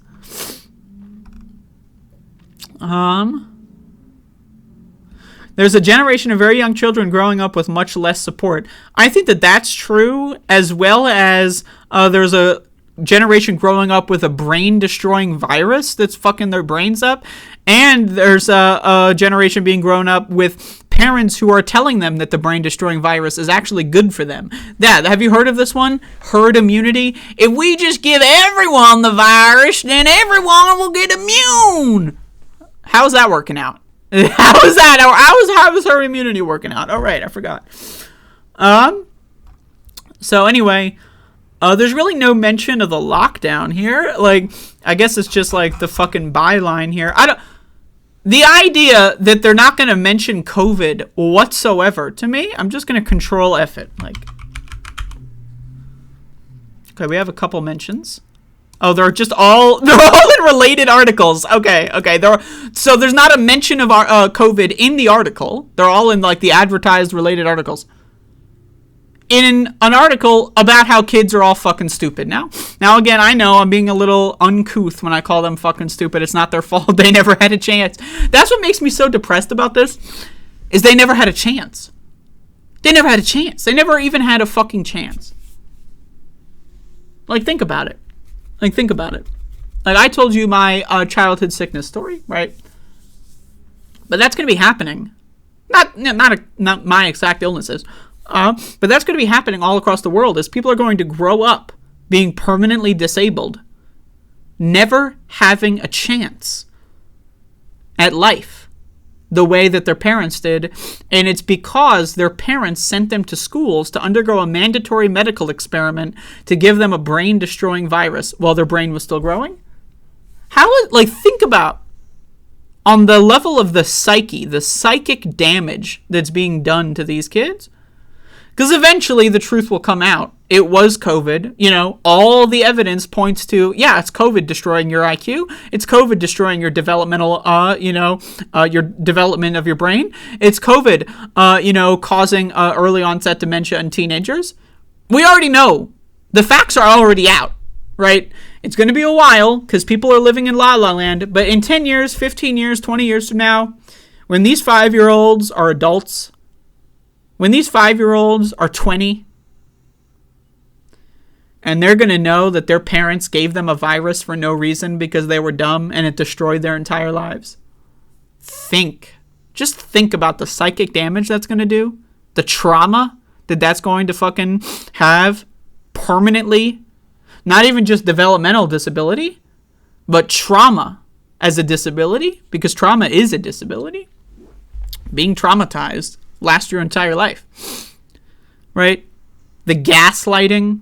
How are you going to have a relationship with a parent who thought that COVID was magic and sent you to school to get infected with a virus that delayed your ability to fucking speak by several years? What is that going to do to your relationship with your parents, to your relationship with your peers, to your relationship with society? Because I can tell you, because I'm here right now.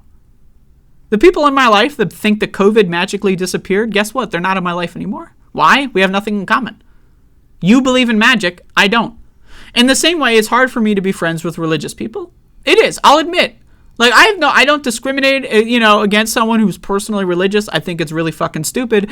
But guess what? I know a lot of people think the things I think are really fucking stupid. Now, again, and I know everyone believes this, but I personally believe I have logic and facts on my side. Personally, right? That's what all the scientific research says. COVID destroys your brain. COVID destroys your fucking heart. COVID. That's why everyone's having heart attacks, and we don't want to talk about it, right? COVID destroys your entire fucking immune system. That's what all the science is saying. That's what all the facts are saying. But hey, it's possible I'm wrong, and magic is real, right? So again, but it's hard for me to really have like a real, like genuine, trusting relationship with someone who believes that Jesus Christ is a real thing, who believes that, like, Muhammad is like a fucking savior of the planet. Or it's really hard. It's really hard for me to be friends with someone who believes that, Palestinians must be massacred at large so that the fucking Jewish people can have their right to the rock, and then the skies are going to open up and Jesus is going to come down or whatever, right? It's hard for me to be friends with those people, and it's hard for me to be friends with someone who believes COVID is magic and all the science is wrong. It's in the same level of climate denial. That's what it is. Except it's communists. It's left-wingers. Like, again, I know the people that watch my show, they watch The Majority Report. They watch Leftist Mafia. They watch all these other, like, smaller but, like, you know, still pretty big left-wing shows that are like power panel bullshit, right? And they're all saying that the COVID's over.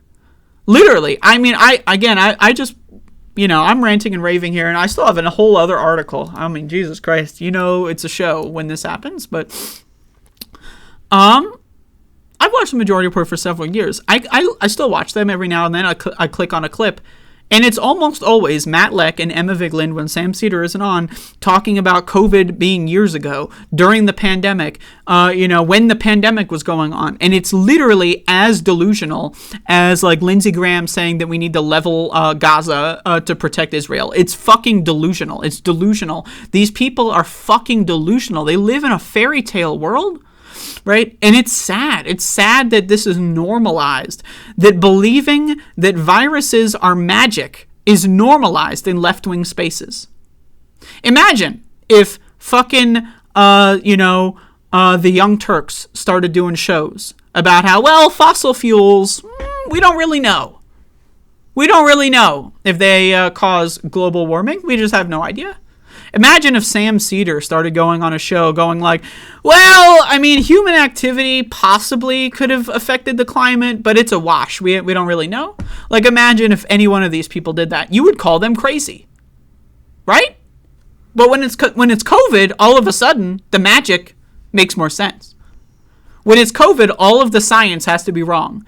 All of the science that says you do not want to get this thing has to be wrong because I want to go to VidCon. That's Emma Vigeland. That's how she behaves, right?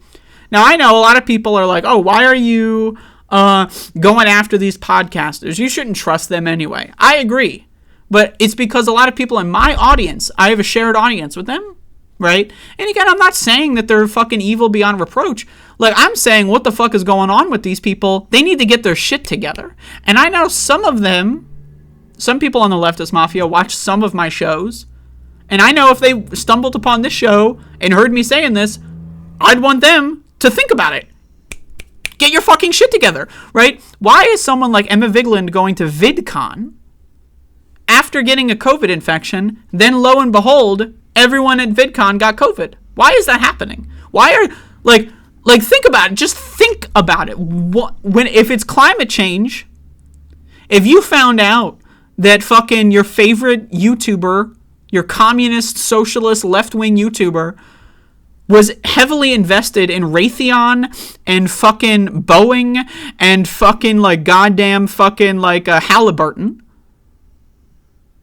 And then they started talking about how, well, fossil fuels, we don't really know. I mean, and you found out that they were heavily invested in fossil fuels.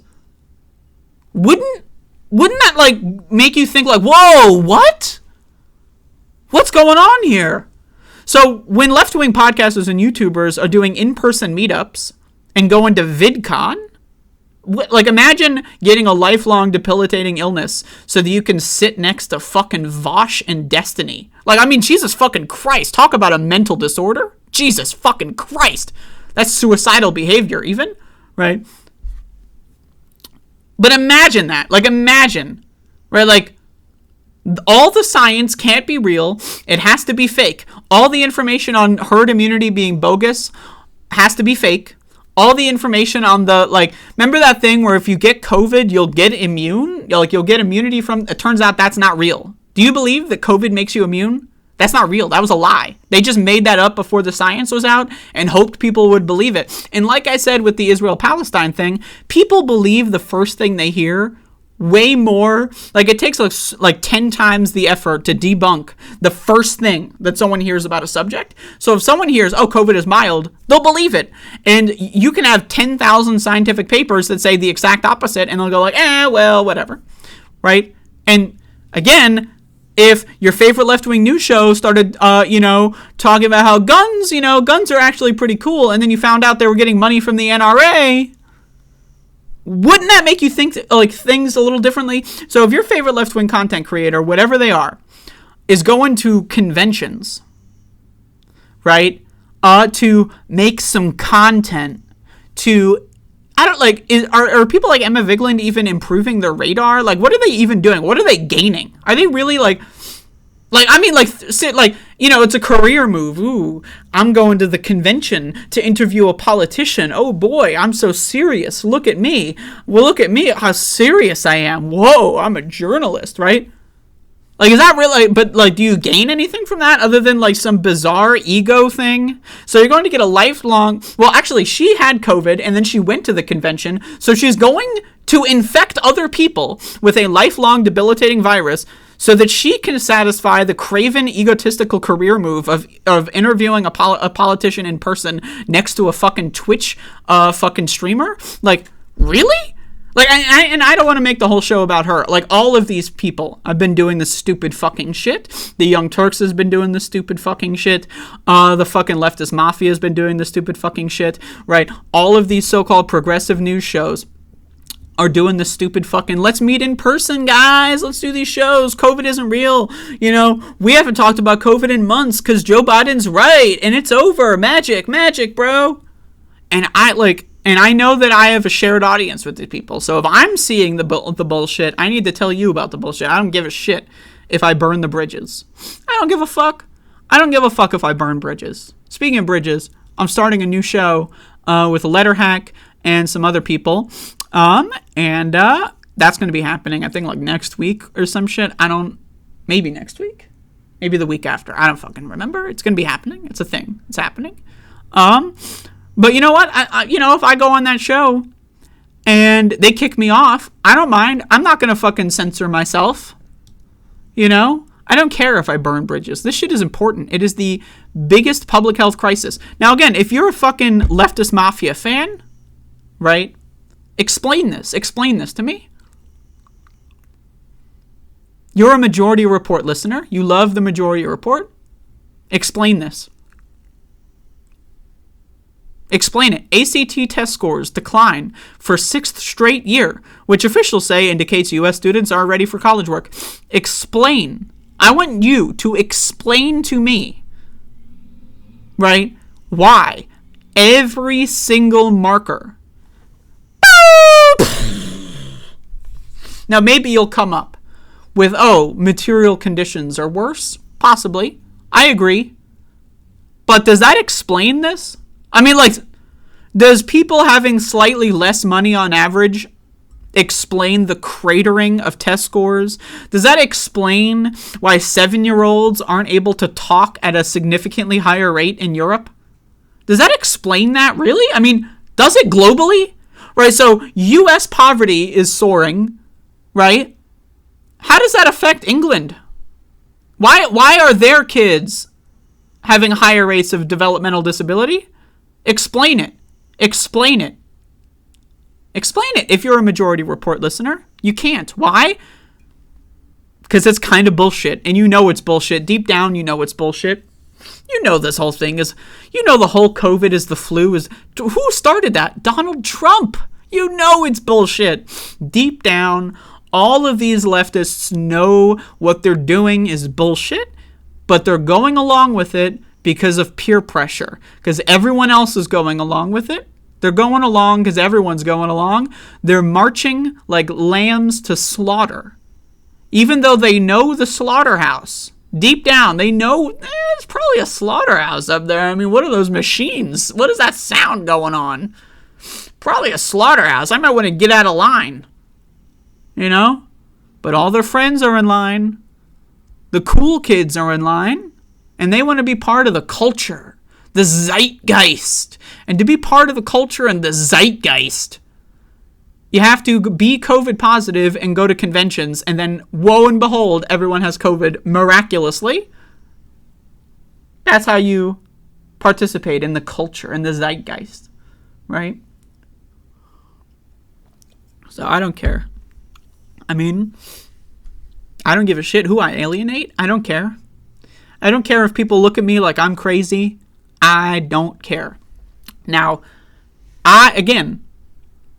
if it turns out, right, what are we in, year 4 of the pandemic?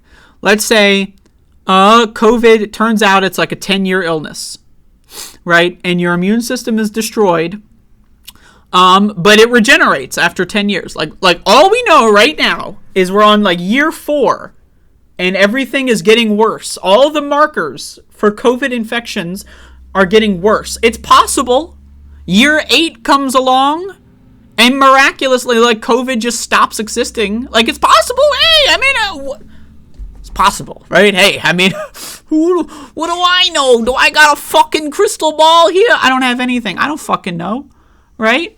It's possible. But if that's like the Barack Obama on climate change. Like, you know, it's possible if we do nothing. I mean, 2C might not be that bad. Might not be that bad, 2C. 2C of climate change and the sea temperature, it might be totally cool. I mean, hey, I'm Barack Obama Jr. I'm a junior. I'm the second one, right? It's possible that 2.5 centigrade increase of the ocean temperature, it's totally possible that won't be that bad. Hey, who knows? Magic might be real. Who knows? Maybe we'll have some crazy day after tomorrow event that like swings us into global cooling. We don't know, guys. And it's totally possible if you get diagnosed with stage 4 cancer that maybe if you don't do anything, maybe if you don't change anything about your life, you don't get treatment, the cancer might miraculously go away. It's totally possible. What do I know, right? I'm just the fucking stupid idiot who dropped out of high school. What the fuck do I know? But hey, I could be wrong. Again, I could be wrong. You could be right. So we'll see. But I'm staying home. I'm not getting this fucking thing. I'm not getting this thing. I refuse. And you know what? I've been holding out for 4 fucking years now. And I swear to motherfuck, if I do get this thing, and who knows, I may have already gotten it, but I've been asymptomatic, right? But I'm swearing to fuck, if I do get this thing, because of you fucking stupid ass bitches, because of the sheep, because of the lemmings, because of the drones that pretended that COVID was over, you think I'm fucking angry? You think I am pissed now? Now? You think I'm fucking crazy? You think I'm crazy now? I still haven't gotten it. I'm still like, theoretically, the only thing impairing my fucking function is my frequent marijuana use, right? But hey, I can stop anytime, right? I can't stop COVID anytime. I can't just like wake up. Maybe you can, right? Maybe you can, right? Maybe you can just wake up one day and say, you know, this COVID thing, I'm really sick right now. I got a fucking fever. Oh, I'm better now. Maybe you can do that, right? But fuck me. I'm not rolling my dice on that one. I'm sorry. I will play my video games. I'm not gonna fucking spend any undue energy on people that think that magic is real. I'll say my thing. I'll say my piece on my own little corner, you know? And I can either be right or time will tell, and maybe year 7 the science turns around and maybe the day after tomorrow happens and the global cooling and maybe all of the junk food that we've been eating and all the cancer cells that we've been growing, maybe they're just going to magically just like stop hurting us. And maybe who knows, maybe fucking fairies will come down from the angels in the sky and the rapture. I don't know, man. What do the fucking Zionists believe? Maybe. It's possible. But one fundamental flaw that I have as a person, when it comes to fitting in society, is that I just don't believe in magic. And like that is a thing that's like what is capitalism? It's a religion. It's magic. Supply and demand, man. Like, we need to have people like dying of starvation and poverty because like supply and demand, bro. It's like, invisible hand, man. You ever know about the invisible hand? You haven't heard about him? His hand's like invisible, bro. And it's like, and it's, woo. Right? That's magic. That's what our world is built on, magic. It's built on magic. Our entire global economic system is built on magic, right? So, I mean, like, you know, once you figure that shit out, it's pretty hard to, like, take any of this shit seriously. I feel like maybe I'm experiencing, like, psychosis. Like, is this what psychosis is like? Right? Just being so, like, fundamentally detached from, like, the game that people are playing. The fucking, you know, like, when you're fucking 3 and you're fucking pretending to, like, be a superhero when you're, like, 12 years old and you put on your Naruto headband and you're doing some jutsus, you know? That's what everyone's doing when it comes to viruses. Like, let's just play pretend. Let's pretend that COVID doesn't destroy your brain. Let's just all play pretend. Let's play tag. You're it. You're it. You're it. Like, fuck me. Like, I'm sorry. Like I'm down to play pretend, you know? Like, I'm down to put on the Naruto headband and play some jutsus right for you. Like, that's fine as long as you take the headband off and you go back into reality. But these motherfuckers, they eat, sleep, and breathe with the fucking Naruto headbands on. They're playing pretend every day of their lives. You know? And it's like, hey, I don't know. I'm rambling now. I'm high as shit. But anyway, that's my show. The whole world's falling apart. I don't know, man. So, if I am doing less shows, if you're wondering why I'm not doing shows as much, it's because it's like, how the fuck am I supposed to read all of the garbage every day and take it seriously? I don't want to do that. That's causing me mental damage. That's causing me brain damage more than COVID probably, is reading this daily news cycle. So, I figure getting the more important stories and then doing a once-a-week show, that's more valuable. And guess what? COVID, it is the most important public health crisis of our lifetimes. Unless something worse happens. Like when the entire fucking... Think about it, right? I know, I'm sounding crazy. I know, right? Okay, bear with me. I'm going to blow your mind here with my fucking my conspiring. Yes, my conspiring. Okay, I know. I'm hyping it up. Got to calm down. Drink more coffee. I'm on my second cup, by the way.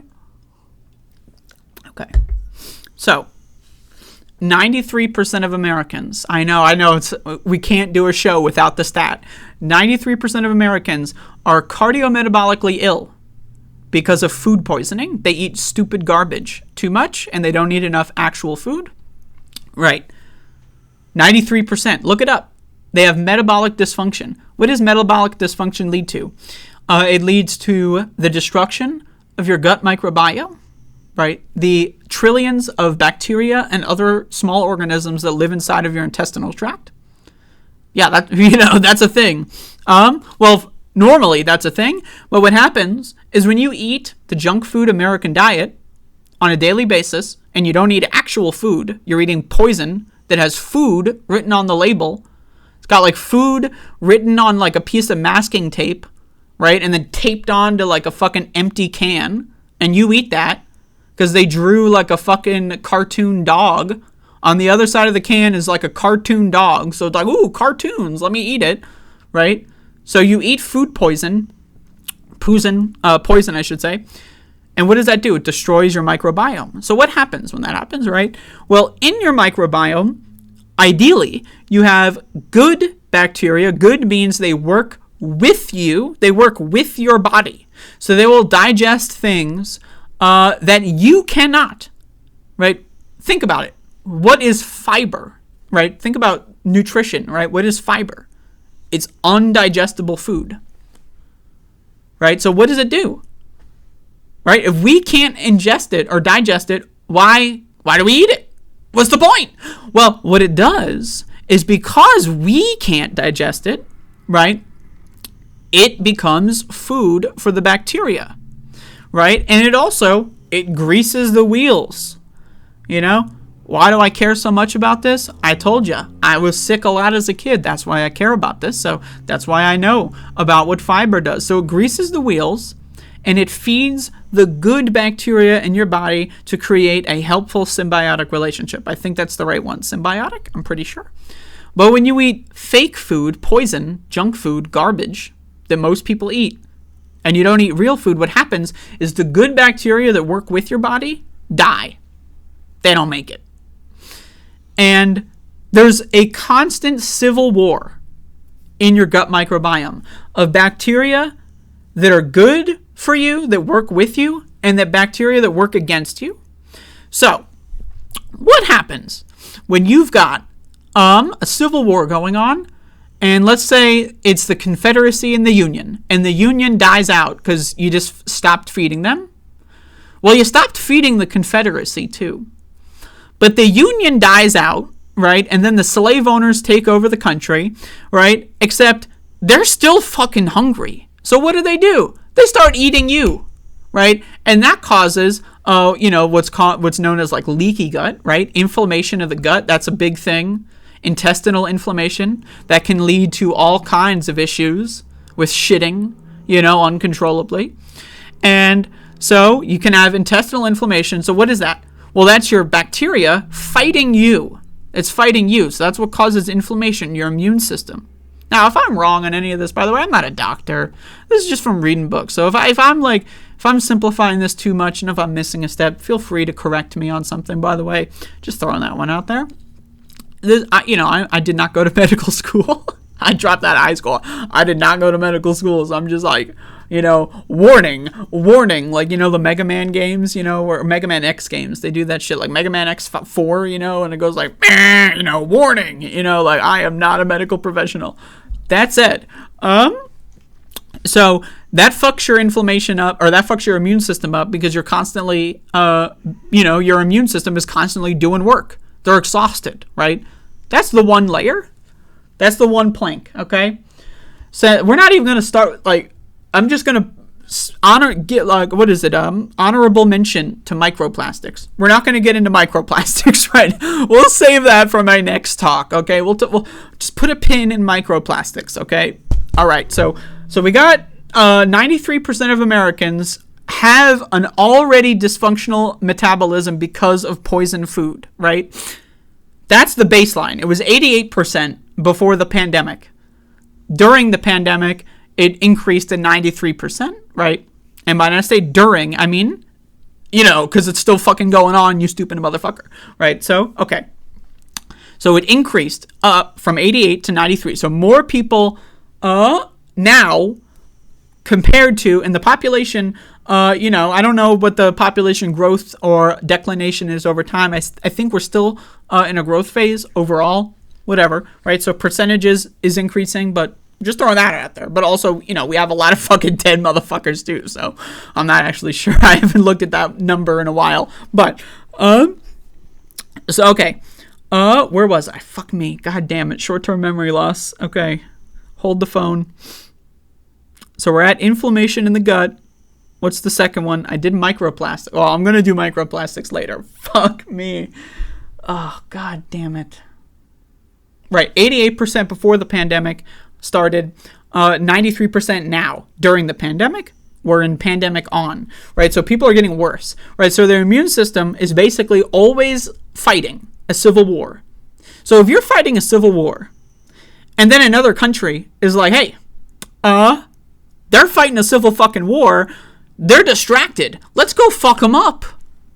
While they're busy fucking shooting each other like a bunch of idiots, let's get in there and fuck them up. The door is wide open. That's COVID, right? That's COVID. So COVID fucking your immune system up, right? Junk food fucking your immune system up. But here's a fun thing. What happens if you eat a lot of junk food, right? You're an American, pizza, boigas, chippies, right? Hey, I've been there.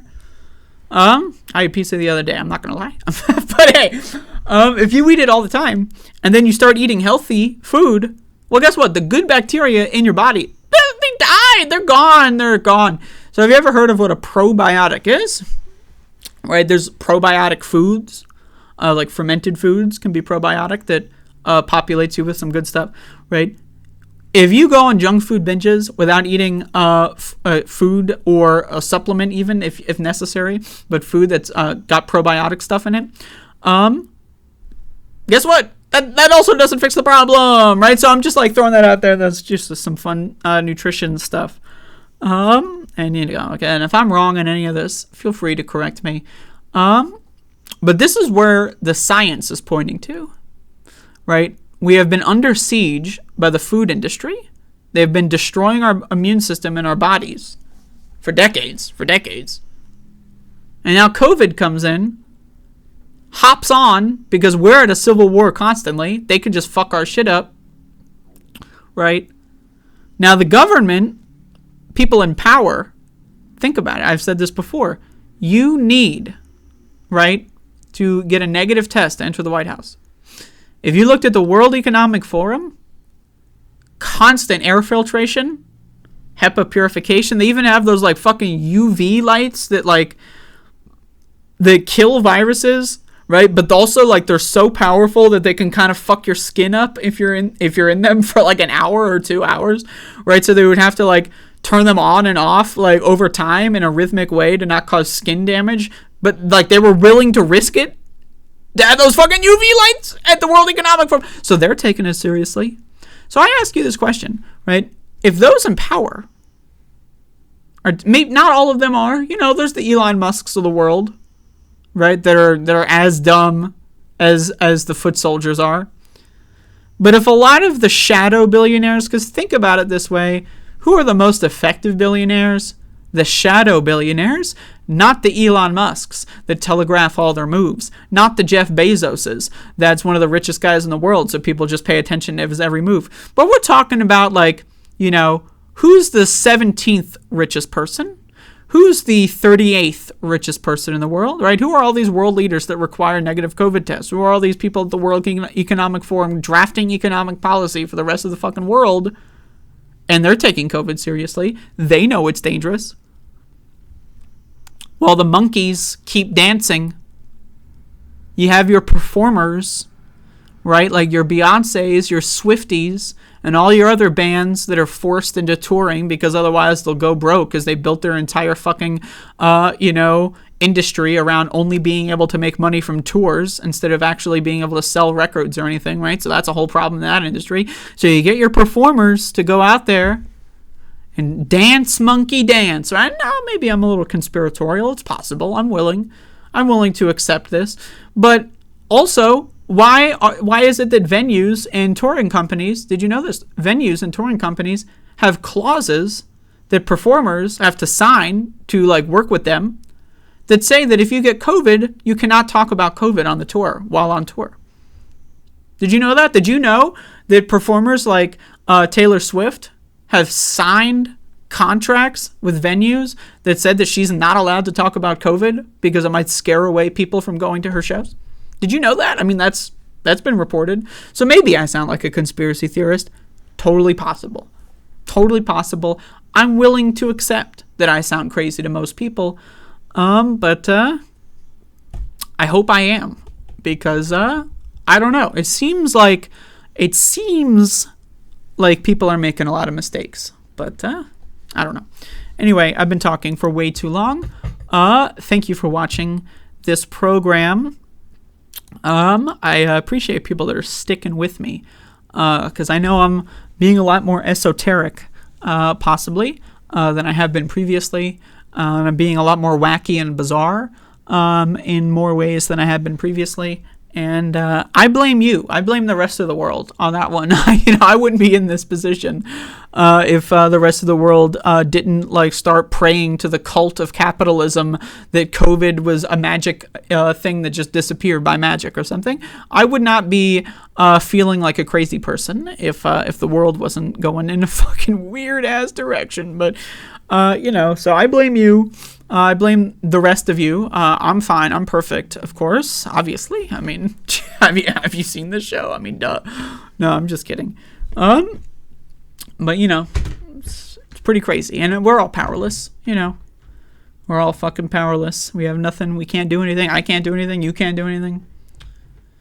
But I tend to think if I had 1 million subscribers, if I had 1 million subscribers, if I was one of these big lefty news shows, yeah, man, I'm a thought leader in leftist spaces. I feel like if I had 1 million subscribers, I would be telling those motherfuckers, stay safe during a fucking pandemic where the virus has been documented to destroy your brain. Teenagers getting diagnosed with dementia. Fucking 20-year-olds getting diagnosed with dementia, right? Fucking, again, 7-year-olds not being able to speak at significantly higher rates all across the fucking world.